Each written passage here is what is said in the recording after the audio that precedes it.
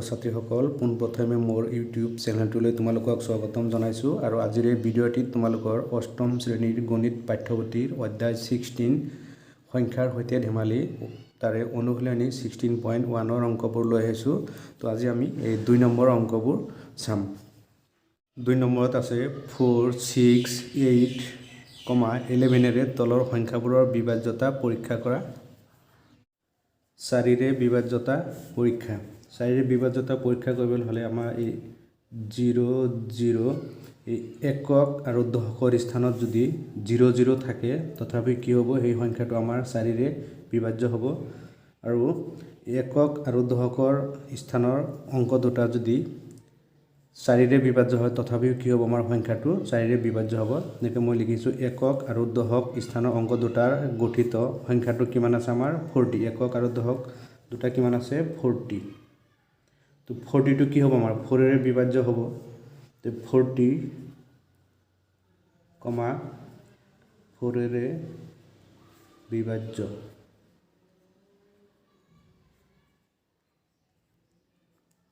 এতেকে 5, 3, 2, 7, 4, 0, 4ৰে বিভাজ্য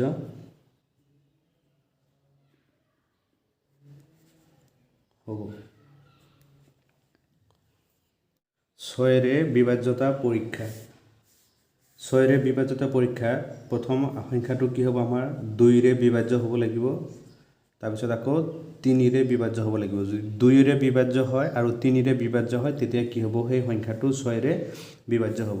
তো 2ৰে বিভাজ্য হ'বলৈ হ'লে আমাৰ কি আছিলে, এককৰ স্থানত 0, 2, 4, 6, 8 এইকেইটা সংখ্যা যদি এককৰ স্থানত থাকে সেই সংখ্যাটো কি হ'ব, আমাৰ 2ৰে বিভাজ্য হ'ব। তো ইয়াৰ এককৰ স্থানত কি আছে, 0 আছে। তো এই সংখ্যাটো কি হ'ব, আমাৰ 2ৰে বিভাজ্য হ'ব। তো লিখিম আমি একক স্থানৰ অংকটো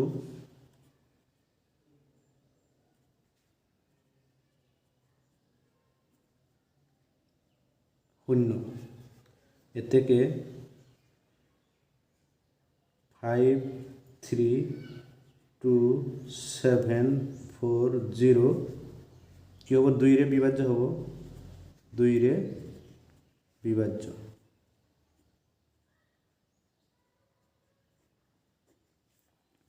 আকৌ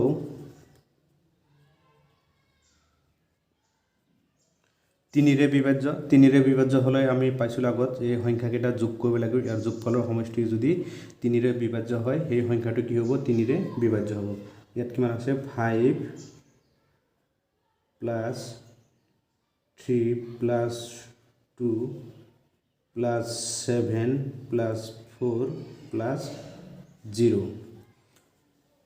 এইকেইটা সংখ্যা যোগ কৰিলে আমি কিমান পাওঁ, 21। তো 21টো কি হয়, 3ৰে বিভাজ্য হয়। তো 21টো যদি 3ৰে বিভাজ্য হয় এই সংখ্যাটো কি হ'ব, 3ৰে বিভাজ্য হ'ব। 5, 3, 2, 7, 4, 0 সংখ্যাটো কি হ'ব, আমাৰ 3ৰে বিভাজ্য। আমাৰ কি হ'ল, সংখ্যাটো 2ৰেও বিভাজ্য হ'ল, 3ৰেও বিভাজ্য হ'ল। গতিকে সংখ্যাটো কি হ'ব, আমাৰ এতিয়া 6ৰে বিভাজ্য হ'ব। এতেকে 5, 3, 2, 7, 4, 0, 6ৰে বিভাজ্য। 6ৰে বিভাজ্য। 8ৰে বিভাজ্যতাৰ পৰীক্ষা। 8ৰে বিভাজ্যতাৰ পৰীক্ষা হ'লে আমি কৰিম এনেকৈ একক, দশক, শতক। একক, দশক, শতক। তাৰমানে এই তিনিটা অংক যদি আমাৰ কি হয় 0, 0 থাকে তেতিয়া কি হ'ব, সেই সংখ্যাটো আমাৰ 8ৰে বিভাজ্য হ'ব। নাইবা একক, দশক আৰু শতক এই তিনিটা সংখ্যা যদি আমাৰ কি হয় 8ৰে বিভাজ্য হয় তেতিয়া কি হ'ব, সেই সংখ্যাটো আমাৰ 8ৰে বিভাজ্য হ'ব। যেনেকৈ মই লিখি দিছোঁ, একক, দশক আৰু শতকৰ ঘৰত থকা অংককেইটাৰ গঠিত সংখ্যাটো কিমান আছে, 740।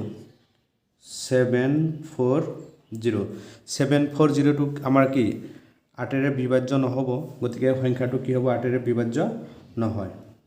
তো আমি লিখিম 740, 8ৰে বিভাজ্য নহয়। 740 যদি 8ৰে বিভাজ্য নহয়, তাৰমানে এই গোটেই সংখ্যাটো কি হ'ব আমাৰ 8ৰে বিভাজ্য নহয়। তো আমি লিখিম এতেকে 53270, 8ৰে বিভাজ্য নহয়। তো মই আৰু এবাৰ কৈ দিছোঁ, 8ৰে বিভাজ্য হ'বলৈ হ'লে যে একক, দশক আৰু শতকৰ স্থানত যদি 00 থাকে, তেতিয়াও সংখ্যাটো কি হ'ব 8ৰে বিভাজ্য হ'ব। নাইবা একক, দশক আৰু শতকৰ স্থানৰ অংকটো যদিও 8ৰে বিভাজ্য হয়, তেতিয়াও কি হ'ব সংখ্যাটো 8ৰে বিভাজ্য হ'ব। তো ইয়াত একক, দশক, শতক কিমান আছে 740, 740টো 8ৰে বিভাজ্য নহয়, গতিকে সংখ্যাটো কি হ'ব আমাৰ 8ৰে বিভাজ্য নহয়। 11ৰে বিভাজ্যতা পৰীক্ষা, আমি এইটো যুগ্ম স্থানত থকা অংকবোৰ যোগ কৰিম আৰু অযুগ্ম স্থানত থকা অংকবোৰ যোগ কৰিম। তাৰপিছত এই যুগ্ম স্থানত থকা অংকবোৰৰ পৰা আমি অযুগ্ম স্থানৰ অংকটো বিয়োগ কৰি দিম। এতিয়া যুগ্ম স্থানৰ অংক কিমান আছে, এই 5ৰ লগত কিমান যোগ হ'ব 2 হ'ব, আকৌ এই 2ৰ লগত কিমান হ'ব 4 যোগ হ'ব। এতিয়া এই 3ৰ লগত কিমান যোগ হ'ব 7, 7ৰ লগত হ'ব 0। আমি যোগ কৰিম 5 + 2 + 4 -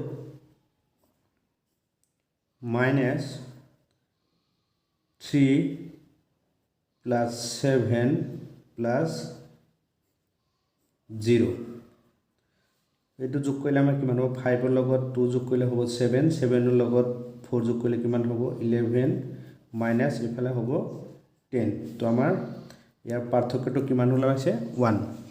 যদি যুগ্ম আৰু অযুগ্ম সংখ্যাৰ পাৰ্থক্য যদি আমাৰ কি হয় 0 হয়, তেতিয়া সংখ্যাটো কি হ'ব 11ৰে বিভাজ্য হ'ব।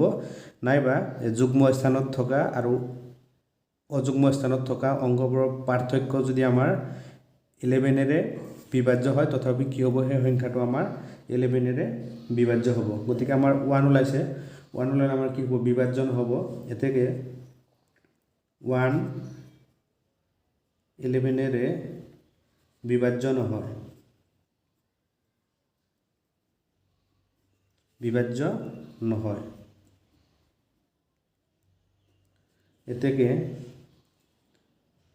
53270 11ৰে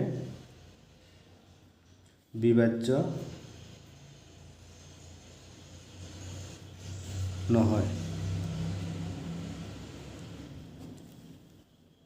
11ৰে বিভাজ্যতা পৰীক্ষা আৰু এবাৰ কৈ দিছোঁ যে আমাৰ যুগ্ম স্থানত থকা অংকবোৰ আমি যোগ কৰিলোঁ আৰু অযুগ্ম স্থানত থকা অংকবোৰ যোগ কৰিলোঁ। এই দুটাৰ পাৰ্থক্য মানে কি মাইনাছ, পাৰ্থক্য যদি আমাৰ 0 ওলায়, ইয়াত যদি 0 ওলায় তথাপি কি হ'ব সংখ্যাটো 11ৰে বিভাজ্য হ'ব। নাইবা ইয়াত যিটো এই পাৰ্থক্য যিটো সংখ্যা ওলাব, সেই সংখ্যাটো যদি 11ৰে বিভাজ্য হয়, তথাপি কি হ'ব আমাৰ এই সংখ্যাটো 11ৰে বিভাজ্য হ'ব। এতিয়া 2 নম্বৰটো আছে 347435। তো আমি প্ৰথম 4ৰে বিভাজ্যতা পৰীক্ষাটো চাওঁ। 4ৰে বিভাজ্যতা পৰীক্ষা প্ৰথম 00 একক আৰু দশকৰ স্থানত যদি 00 থাকে, তেতিয়া কি হ'ব সেই সংখ্যাটো 4ৰে বিভাজ্য হ'ব। নাইবা একক আৰু দশক স্থানৰ অংক দুটাৰে গঠিত সংখ্যাটো যদি 4ৰে বিভাজ্য হয়, তথাপি কি হ'ব সেই সংখ্যাটো 4ৰে বিভাজ্য হ'ব। তো ইয়াত একক আৰু দশকৰ স্থানেৰে গঠিত সংখ্যাটো কিমান আছে 35। এই 35টো কি হ'ব আমাৰ 4ৰে বিভাজ্য নহয়, গতিকে সংখ্যাটো কি হ'ব 4ৰে বিভাজ্য নহয়। তো আমি লিখিম 35, 4ৰে বিভাজ্য নহয়। এতেকে 3 4 7 4 3 5 সংখ্যাটো নাইবা কমা দি লিখিব পাৰি কমা 4 বিভাজ্য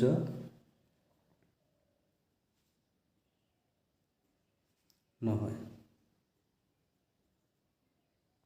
তো এইটো আছিল আমাৰ 4 বিভাজ্যতাৰ পৰীক্ষা। 4 বিভাজ্যতাৰ পৰীক্ষা প্ৰথম আমাৰ একক আৰু দশকৰ স্থানত যদি 0 0 থাকে তথাপি কি হ'ব আমাৰ সংখ্যাটো 4 বিভাজ্য হ'ব, নাইবা একক আৰু দশকৰ স্থানৰ অংক দুটা যদি আমাৰ 4 বিভাজ্য হয় তথাপি কি হ'ব আমাৰ সংখ্যাটো 4 বিভাজ্য হ'ব। তো ইয়াৰ একক আৰু দশকৰ স্থানৰ অংকটো কিমান আছে 35।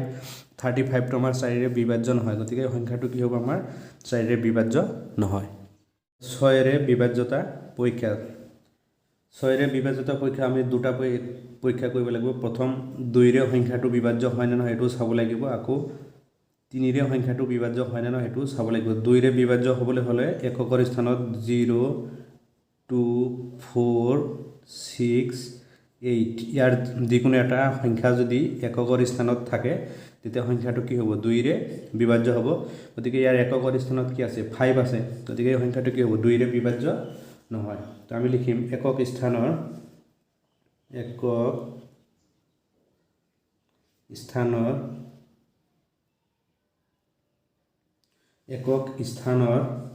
অংকটো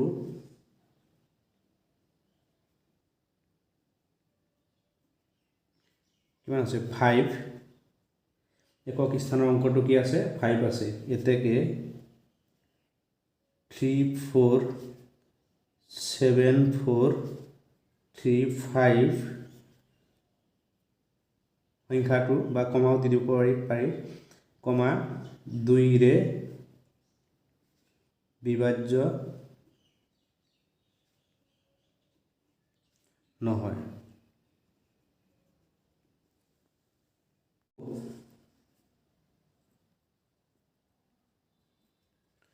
তিনিৰে বিভাজ্যতা হয়নে নহয় আমাক চাব লাগিব। 3 + 4 + 7 + 4 + 3 + 5 এইকেইটা যোগ কৰিলে আমাৰ কিমান হ'ব 3 + 4 কৰিলে কিমান হ'ব 7 7 + 7 কৰিলে কিমান হ'ব 14 14 + 4 কৰিলে কিমান হ'ব 18 18 + 3 কৰিলে কিমান হ'ব 21 21 + 5 কৰিলে কিমান হ'ব 26। তো 26টো আমাৰ কি হয় 3ৰে বিভাজ্য নহয়। এতেকে এই সংখ্যাটো কি হ'ব আমাৰ 3ৰে বিভাজ্য নহ'ব। এতেকে 3 4 7 4 3 5 3ৰে বিভাজ্য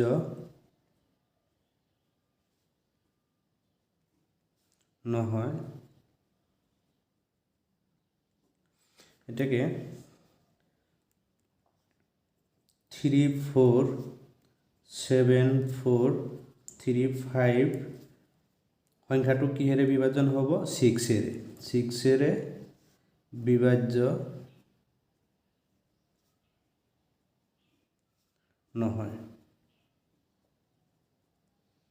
কাৰণ আমি 6ৰে বিভাজ্য হ'বলৈ হ'লে দুটা চাব লাগিব, 2ৰে বিভাজ্য হয়নে নহয় আৰু 3ৰে বিভাজ্য হয়নে নহয়। গতিকে আমাৰ 2ৰেও বিভাজ্য নহ'ল 3ৰেও বিভাজ্য নহ'ল, গতিকে সংখ্যাটো কি হ'ব 6ৰে বিভাজ্য নহ'ব।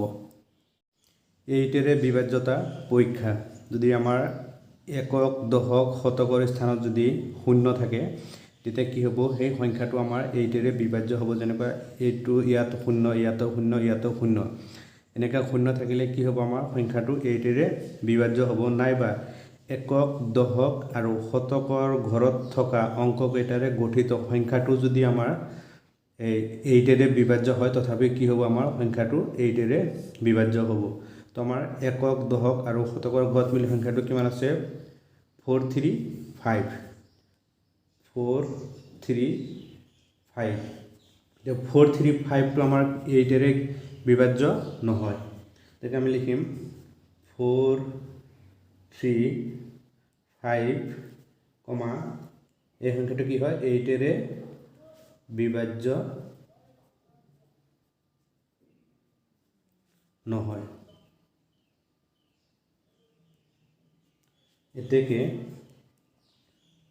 3 4 7 4 3 5 8 এর বিভাজ্য নহয়।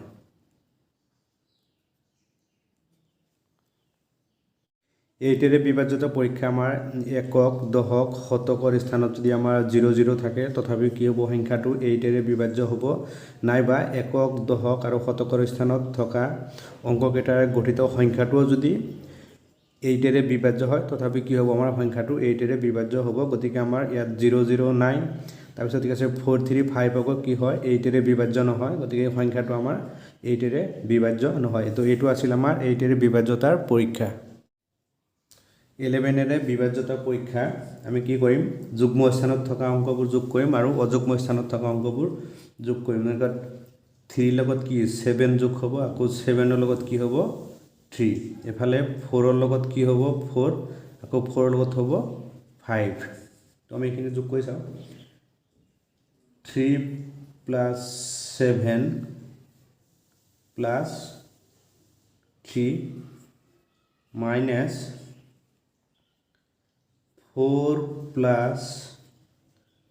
4 + 5। তো 3 + 7 কৰিলে কিমান হ'ব 10, 10 + 3 কৰিলে কিমান হ'ব 13, -4 + 4 কৰিলে কিমান হ'ব 8, 8 + 5 কৰিলে কিমান হ'ব 13। তো আমাৰ কিমান ওলালে 0। তো 11এৰে বিভাজ্যতা পৰীক্ষা কৰিবলৈ আমি কি চাইছিলোঁ যে যুগ্ম আৰু অযুগ্ম স্থানত থকা অংকবোৰৰ পাৰ্থক্য যদি 0 হয় তথাপি কি হ'ব সংখ্যাটো 11এৰে বিভাজ্য হ'ব, নাইবা যুগ্ম আৰু অযুগ্ম স্থানত থকা অংকবোৰৰ পাৰ্থক্য যদি 11এৰে বিভাজ্য হয় তথাপি কি হ'ব সংখ্যাটো আমাৰ 11এৰে বিভাজ্য হ'ব। যেনেকৈ ইয়াত 13 - 13 কৰিলে আমাৰ 0 ওলাইছে, ইয়াত যদি বেলেগ সংখ্যা ওলায় সেই সংখ্যাটো যদি 11এৰে বিভাজ্য হয় তথাপি কি হ'ব এই সংখ্যাটো 11এৰে বিভাজ্য হ'ব। তো গতিকে আমাৰ 0 ওলাইছে, এই সংখ্যাটো কি হ'ব 11এৰে বিভাজ্য হ'ব। সংখ্যাটো কিমান আছে 3 4 7 3 4 7 4 3 5 সংখ্যাটো কি হয় 11এৰে বিভাজ্য। তো এইটো আছিল আমাৰ 11এৰে বিভাজ্যতা পৰীক্ষা। 3 নম্বৰটো আছে 4এৰে বিভাজ্যতা পৰীক্ষা। যদি একক আৰু দশকৰ স্থানত যদি আমাৰ 00 থাকে তেতিয়া কি হ'ব সেই সংখ্যাটো আমাৰ 4এৰে বিভাজ্য হ'ব, নাইবা একক আৰু দশক স্থানৰ অংক দুটাৰে গঠিত সংখ্যাটো যদি আমাৰ 4এৰে বিভাজ্য হয় সেই সংখ্যাটো কি হ'ব 4এৰে বিভাজ্য হ'ব। একক আৰু দশকৰ স্থানৰে গঠিত সংখ্যাটো কি আছে 56। 56টো কি হ'ব আমাৰ 4এৰে বিভাজ্য হ'ব। গতিকে 56, 4এৰে বিভাজ্য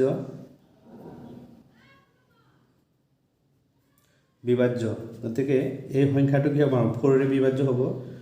1 2 3 4 5 6, 4এৰে বিভাজ্য।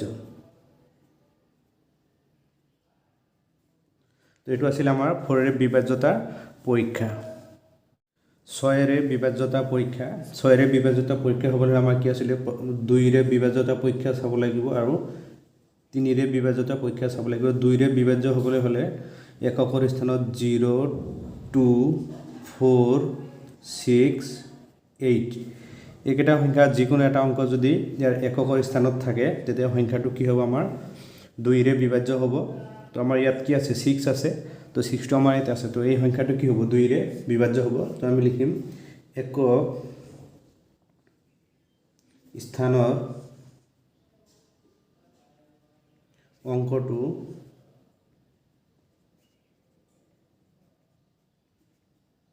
কিমান আছে 6। এর থেকে 1 2 3 4 5 6 কমা এটু কি হবো 2 রে বিভাজ্য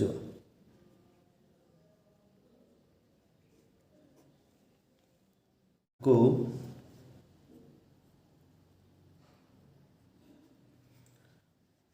1 plus 2 plus 3 plus 4 plus 5 plus 6 এইখিনি যোগ কৰিলে আমাৰ কিমান হয় 1 ৰ লগত 2 যোগ কৰিলে কিমান হ'ব 3 3 ৰ লগত 3 যোগ কৰিলে কিমান হ'ব 6 6 ৰ লগত 4 যোগ কৰিলে কিমান হ'ব 10 10 ৰ লগত 5 যোগ কৰিলে কিমান হ'ব 15 15 ৰ লগত 6 যোগ কৰিলে কিমান হ'ব 21 তো 21 টো কি হ'ব আমাৰ 3 ৰে বিভাজ্য হ'ব তো 21 টো 3 ৰে বিভাজ্য হলে আমি লিখিম এতেকে 1 2 3 4 5 6 3 রে বিভাজ্য আমি ইয়াত চালো এককৰ স্থানত 6 থকাৰ কাৰণে ইয়াত 2 ৰে বিভাজ্য হল 3 ৰেও বিভাজ্য হল এতিকে এই সংখ্যাটো কি হ'ব 6 ৰে বিভাজ্য এতেকে 1 2 3 4 5 6 6 ৰে বিভাজ্য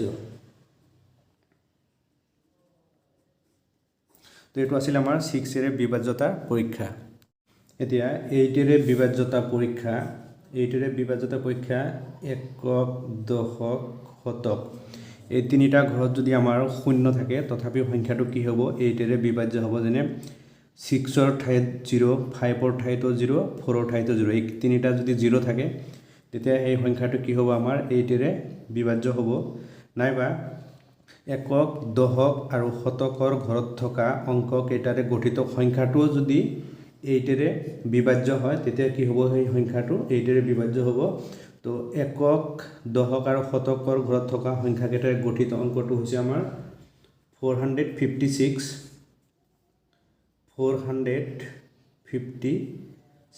তো 456 টো কি হ'ব 8 ৰে বিভাজ্য হ'ব গতিকে এই সংখ্যাটো কি হ'ব আমাৰ 8 ৰে বিভাজ্য হ'ব তো আমি লিখিম 456 8 ৰে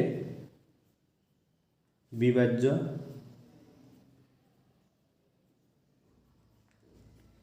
এতেকে 1 2 3 4 5 6 8 ৰে বিভাজ্য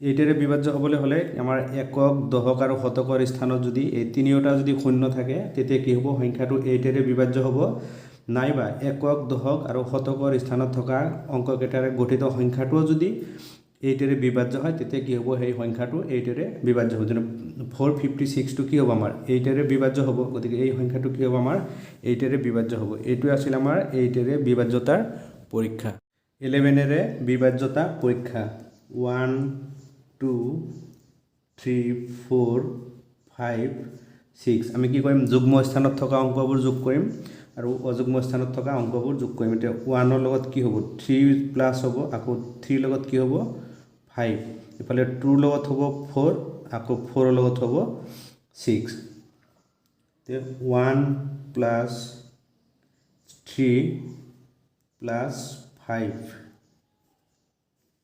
মাইনাস কিমান হ'ব 2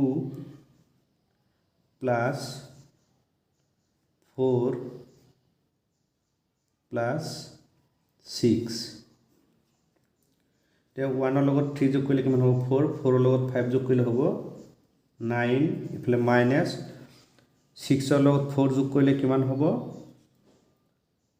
10 10 ৰ লগত 2 যোগ কৰিলে কিমান হ'ব 12 এতিয়া 12 ইফালে আছে প্লাস 9 মাইনাস 12 কিমান হ'ব মাইনাস 3 তো মাইনাস 3 টো আমাৰ কি হ'ব 11 ৰে বিভাজ্য নহয় তো আমি লিখিম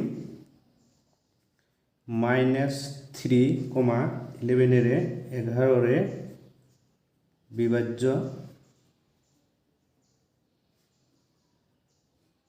নহয় এতেকে 1 2 3 4 5 6 সংখ্যাটো কি হয় 11 বিভাজ্য নহয়।